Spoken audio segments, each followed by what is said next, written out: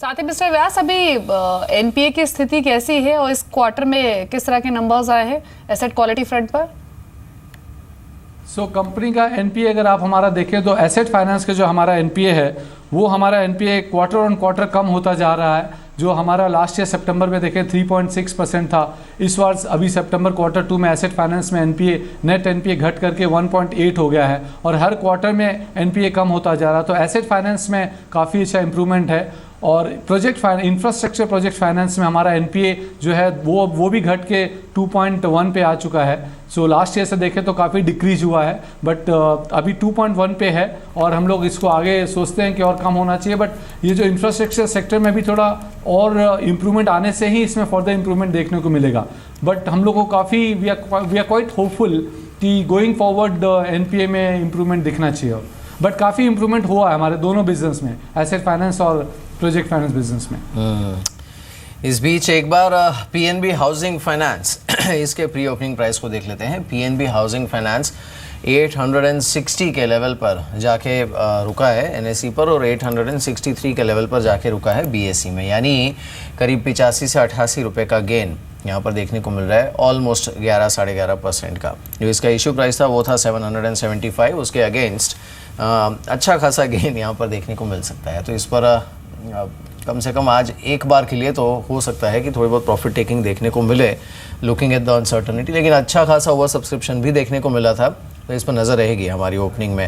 लेकिन mister Vyas, coming back to you, company की जो प्रोविजनिंग है फिलहाल उसका स्टेटस क्या है and what kind of stress you are looking at as far as asset quality is concern?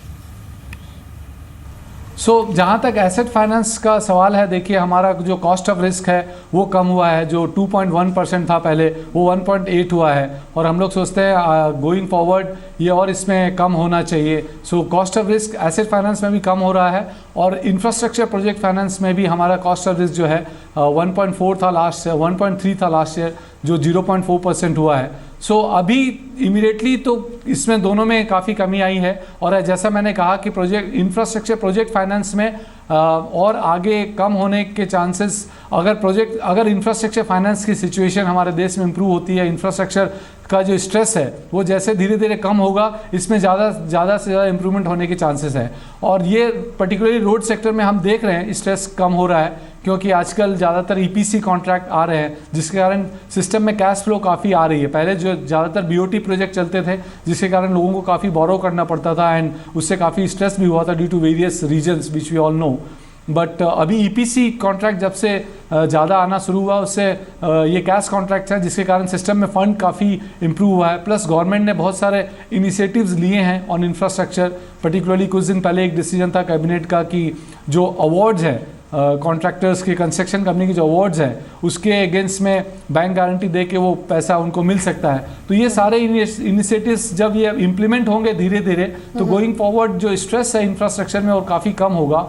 Situation काफ़ी इम्प्रूव होने लगेगी, ऐसा हमारा विश्वास है। Mister Vyas, last question to you, ये जीएसटी में 4 स्लैब्स फाइनल हो गए हैं, इस पर आपका व्यू क्या है?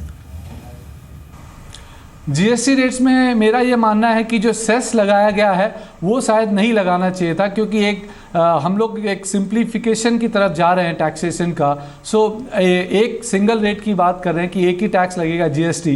वो सेस की शायद ज़रूरत नहीं थी। अगर ज़रूरत पड़ती तो रेट को और थोड़ा बहुत ऊपर नीचे किया जा सकता था, बट सेस को नहीं लगाना चाहिए था। अदरवाइज ओवरऑल जीएसटी रेट से हम लोग काफ़ी संतुष्ट हैं, बट ये सेस जो है ये शायद नहीं लगना चाहिए था। जी चलिए, शुक्रिया मिस्टर व्यास बातचीत करने के लिए जी बिजनेस से एंड एक बार फिर से कंग्रेचुलेशंस आपको स्ट्रॉन्ग सेट ऑफ अर्निंग्स पर। लेकिन मार्केट्स को अभी देखें तो यूएस इलेक्शन को चेस करते हुए अब 8500 के लेवल को होल्ड कर रहा है। रुक कर लेते हैं यहीं से यूएस इलेक्शन स्पेशल का।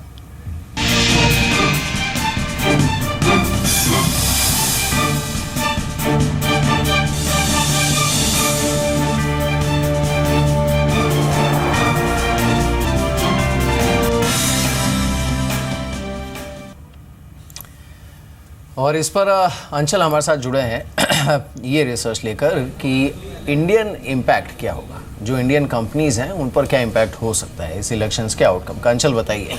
शुक्रिया अमीर। शुरुआत फार्मा सेक्टर से करेंगे। देखिए भारत के लिए 2 सेक्टर सबसे क्रिटिकल रहेंगे, फार्मा और आईटी। और फार्मा की जहाँ तक बात है उनके लिए तो कुछ ऐसी स्थिति है, एक तरफ कुआं तो एक तरफ खाई है, दोनों में से कोई भी जीता फार्मा कंपनियों को जरूर चोट लगती हुई दिखेगी।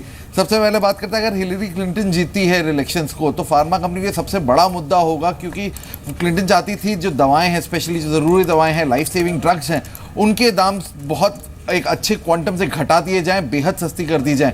वो एक बड़ा डेंटिंग फैक्टर होगा उनके लिए। साथ ही साथ वो लगातार R&D पर फोकस करने की बात कर रही हैं और उन्होंने एक नई स्ट्रैटेजी डिवाइस की है और अगर जीतती हैं उसे लागू करती हुई दिखेंगी। बेसिकली स्ट्रैटेजी ये है कि अगर फार्मा कंपनी को टैक्स छूट चाहिए तो आपको अपने R&D पे खर्च बढ़ाना होगा, और अगर ऐसा होता है तो इनडायरेक्टली इंडियन फार्मा कंपनीज जो जेनरिक्स में हैं, APIs बनाती हैं, उनके ऊपर बर्डन बढ़ता हुआ दिखेगा और टैक्स बेनिफिट्स के लिए उन्हें अपना R&D स्पेंड और यहाँ मौजूदा लेवलों से एक्सपोनेंशियली बढ़ाना होगा। इसके अलावा जो ओवरऑल US FDA का स्टेटस है, यानी जो नॉर्मली US FDA का रुख काफ़ी स्ट्रिक्ट रहता है in terms of quality check, लेकिन going ahead with Hillary Clinton coming to power ये US FDA का जो रुख है और स्ट्रांग होता हुआ दिखेगा। सिर्फ सिलेक्टिव कंपनियों को अलाउ किया जाएगा जेनरिक्स बनाने के लिए, सिर्फ उन्हीं कंपनियों को अलाउ किया जाएगा जिनके पास एक बड़ा मैन्युफैक्चरिंग बेस है, जो इमरजेंसी में बड़ा मैन्युफैक्चरिंग इमीडिएटली शुरू कर सकती हैं और जो US प्राइसिंग के हिसाब से दवाओं को बेचेंगी। तो कहीं ना कहीं वो एक बड़ा डेंट फार्मा कंपनी को लगता हुआ दिखेगा। इसके विपरीत अगर आप ट्रंप की स्ट्रैटेजीज की बात करें तो वहां पे भी ऐसा कोई रिलीफ नहीं मिलेगा। उनका फोकस भी दवाओं को सस्ता करने पे तो है, लेकिन एक और इंटरेस्टिंग चीज़ ये है कि वो US मार्केट में कंपटीशन बढ़ाना चाहते हैं। अभी सिलेक्टिव कंपनीज को ही अलाउड है US में जेनरिक्स बनाना, दवाएं बनाकर बेचना, लेकिन ट्रंप मानते हैं कि यहाँ कंपटीशन बढ़ने की ज़रूरत है और नई कंपनियों को ज़्यादा ईजिली मंजूरी मिलती हुई दिखेगी। साथ ही साथ एक इंटरेस्टिंग और एक सबसे डेंटिंग फैक्टर ट्रंप के केस में ये होगा कि वो चाहते हैं US में मैन्युफैक्चरिंग बढ़े और कहीं ना कहीं पावर में आते ही वो इसे अनिवार्य बना सकते हैं। तो जो कंपनियां हैं जैसे कि सन फार्मा और डॉक्टर रेड्डीज, इनके लिए बहुत बड़ा डेंटिंग फैक्टर होगा। डॉक्टर रेड्डीज की करीब 53% आय US से जनरेट होती है, तो वहीं सन फार्मा के लिए 48% रेवेन्यूज US अकेला जनरेट करता है। साथ ही साथ ल्यूपिन, सिप्ला और ग्लेनमार्क फार्मा, ये कुछ और कंपनियां जो सबसे ज्यादा डेंट होती हुई दिखेंगी इन दोनों में से अगर कोई भी जीतता है। तो पूरी रिसर्च आपने देखी, कौन सी कंपनियां हैं, कितना रेवेन्यूज US से ड्राइव करती हैं और क्या असर होगा, हिलरी जीते या फिर ट्रंप जीते हैं। लेकिन कुछ बड़े जानकारों की राय भी आपको सुनवा देते हैं US इलेक्शंस पर और उससे होने वाले इम्पैक्ट पर। मोमेंटम है नए सरकार का, यहाँ जो ग्रोथ इंडस्ट्रीज़ हैं, India being the growth frontier of the world, तो interest rates are coming down, सब परफेक्ट माहौल है। अभी ये US इलेक्शंस और थोड़ा अनसर्टेनिटी है, लेकिन मुझे लगता है 2-3 महीने में we must definitely go to the new highs. Global events की बात करें तो जो सबसे ज़्यादा नेगेटिव इवेंट ग्लोबल मार्केट्स के लिए हो सकता था वो था कि डोनाल्ड ट्रंप बिकम्स प्रेसिडेंट, क्योंकि उसमें इट इज़ नॉट कि वेदर ही इज़ गुड और बैड फॉर US, लेकिन इन द बिगिनिंग लोग सोचेंगे कि उनको पता नहीं है उनकी पॉलिसीज़ के बारे में, globalization, anti globalization, tariff increase on Chinese goods वगैरह वगैरह, तो उसके लिए एक्सपेक्टेशन है और थी कि 10-15% मार्केट US की गिर सकती है। लेकिन अब उसका probability of that event itself कम हो गया है। मेरे ख्याल से 20% से ज़्यादा प्रोबेबिलिटी नहीं होगी कि हिलरी क्लिंटन प्रेसिडेंट ना बने, तो उस इन दैट कॉन्टेक्स्ट वो इवेंट भी निकल जाए। लोगों को कुछ अपना ये था कि कहीं इन्वेस्टिगेशन में क्रिमिनल चार्जेस न लग जाएं, कई चीज़ें हो सकती है, मगर अभी उसने सारी फाइल प्रॉप क्लोज हो गई है। पहले क्लोज जुलाई में थी, उसके साथ जो इसकी हिलरी की रेटिंग जो इधर भी है सारे अमेरिका में कुछ स्विंग स्टेट में वो चीज़ बदल गई है। अभी ये स्टोरी इज ओवर, इलेक्शन बस 2 दिन रह गए, ट्यूसडे परसों इलेक्शन है। तो आपने ये एक्सपर्ट्स का व्यू सुना, रामदेव अग्रवाल की राय भी सुनी और समीर अरोड़ा की भी, लेकिन हम फार्मा की बात कर रहे थे तो निताशा से एक राय ले लेते हैं फार्मा सेक्टर पर भी। निताशा, भी आपने पूरी रिसर्च सुनी जो कि अंचल शेयर कर रहे थे, कौन सी कंपनियां जिन पर ज्यादा असर पड़ सकता है, लेकिन ट्रंप विन करे या फिर हिलरी विन करे, दोनों ही सिचुएशन में आप क्या इम्पैक्ट देखती हैं? I would not like to speculate कि उधर US में कौन प्रेसिडेंट बनता है, but the fact of the matter is कि जो जितनी भी ये फार्मा कंपनीज हैं उनको ऑलरेडी प्राइसिंग प्रेशर देखने को मिल रहा है। There is been an adverse report from US department of justice to related to price collusion, which is an overhang on these stocks.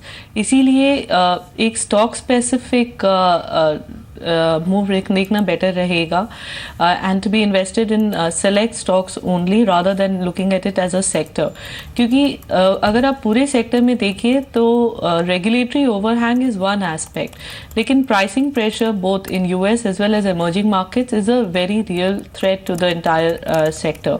लेकिन इसमें भी कुछ कंपनीज हैं जिनके पास में अच्छे ड्रग पाइपलाइंस हैं, जिनको अच्छे एफडीए अप्रूवल्स मिले हैं और आगे जाके भी इनकी एग्जीक्यूशन जो इनफैक्ट अगर track record is good it can continue to be very beneficial for these companies. So within the sector we still prefer Aurobindo Pharma as compared to the other names that you mentioned. Ji Hemant, in fact in दोनों space पर pharma और IT पर आपकी राय क्या है? देखिए मीर, मेरे हिसाब से फार्मा में ऑरोबिंदो फार्मा जो अभी फॉलो स्पीकर बोल रही थी शुड बी लुक्ड अपॉन, क्योंकि जो वो लेवल पे आ गया है 700 और 720 की पुट राइटर्स काफ़ी एक्टिव हैं, तो मुझे नहीं लगता इतनी जल्दी Aurobindo pharma will slip below 720। मेरे हिसाब से it can rebound till 800। Lupin बहुत ही इंटरेस्टिंग जगह पे आ गया है, क्योंकि लुपिन में 1520 पे बहुत ज़्यादा कॉल राइटर्स हैं। अगर किसी तरह से लुपिन 1520 को क्रॉस कर पाता है तो देन मेरे ख्याल से एक बहुत बड़ा रैली अनफोल्ड हो सकता है टूवर्ड्स 1565। तो इन फार्मा मेरे इमीडिएट चॉइस रहेगी ऑरोबिंदो फार्मा, लेकिन अगर आप वेट करके लुपिन पे ध्यान दे सकते हैं तो 1520 के ऊपर आप इसको एग्रेसिवली लॉन्ग कीजिए फॉर अ टारगेट ऑफ 1565। जहां तक आईटी की बात रह गई, मुझे ऐसा लगता है कि अभी भी स्टॉक्स प्रेशर में है, तो मुझे बहुत ज्यादा तेजी उसमें नजर नहीं आ रही है। अपार्ट फ्रॉम हेक्सावेयर जो एक मिड कैप आईटी स्टॉक है, उसमें थोड़ा लॉन्ग पोजीशंस बनती हुई नजर आ रही हैं। उधर भी मैं स्ट्रिक्ट स्टॉप लॉस रखूंगा 193 का और टारगेट ऑफ 210। जी, एक लास्ट कमेंट निताशा, सीमेंट पर आपका क्या है? अंबुजा सीमेंट के अर्निंग्स हाल ही में अच्छे आए थे, स्टॉक आज भी चल रहा है। छोटी कैटेगरी में भी कई सारे कंसोलिडेशन हो रहे हैं, डालमिया भारत, ओसीएल इंडिया पर भी आज खबर है, तो अभी सीमेंट में आप कैसे प्लेस्ड हैं? अगर आप सीमेंट को देखिए तो लॉन्ग टर्म पर्सपेक्टिव से जो डिमांड है दोनों इंफ्रास्ट्रक्चर साइड से as well as housing side से, उसका एक बेनिफिट कंपनीज को मिलना चाहिए। इसके अलावा कंपनीज ने बहुत कॉन्शियस एफर्ट्स रखा है to keep the supply under check, क्योंकि एक जो ओवर सप्लाई की जो सिचुएशन हुई थी पिछले साल, capacity expansion without proportionate expansion in demand, उसकी वजह से प्राइसिंग पे काफ़ी प्रेशर रहा था। लेकिन आगे जाके ये भी सुधर सकता है। ऑलरेडी रीजन्स में प्राइसिंग इम्प्रूवमेंट देखने को मिला है। इस क्वार्टर में उतना नहीं हुआ है because of monsoons, but overall there has been an improvement in pricing. It's a good sector to be invested in. लेकिन जो इसमें मिड कैप प्लेयर्स हैं वो ज़्यादा अट्रैक्टिव लग रहे हैं just purely from the valuation perspective, क्योंकि उसमें उतना मोमेंटम देखने को नहीं मिला है जितना कि लार्ज कैप प्लेयर्स में मिला है। So purely from a valuation point of view जो मिड कैप प्लेयर्स हैं, we would prefer that over the large cap players. Ji Hemant, ये इंडियन ऑयल कॉर्पोरेशन पर आपका व्यू क्या है? एकाएक स्ट्रेंथ जो है स्टॉक में वो स्ट्रेच हुई है और अब दिन के ऊपरी स्तरों पर आ चुका है, 315 के लेवल्स पर ट्रेड कर रहा है, कैसा लग रहा है इन लेवल्स पर?